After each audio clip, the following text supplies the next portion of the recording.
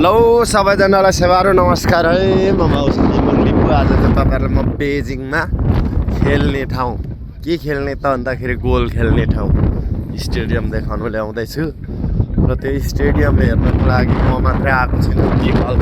यतिका धेरै भेट्दै हावा यस्तो कडा चल्छ कि हाम्रो झन्डा नै फेल्याल्याल्याल्याल्याल्याल्याल्याल्याले गर्छ। यस्तो छ क्युब बिल्डिङ भन्छ क्युब।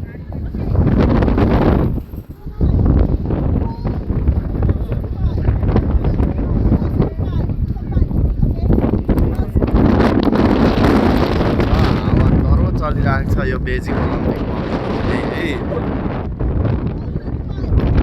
यसरी। यो इन्टरनेसनल स्टेडियम त होइन रहेछ, नेसनल स्टेडियम बर्ड नेस्ट भन्दो रहेछ। भिजिटरको इन्ट्रान्स यहाँनिर अनि यस्तो यस्तो टाइपको घर हुँदो रहेछ। तपाईँहरूलाई अघिदेखि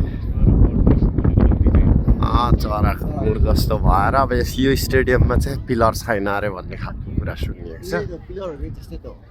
अस्ति 22मा पनि भएको रहेछ। पिलरै छैन अरे के यहाँनिर।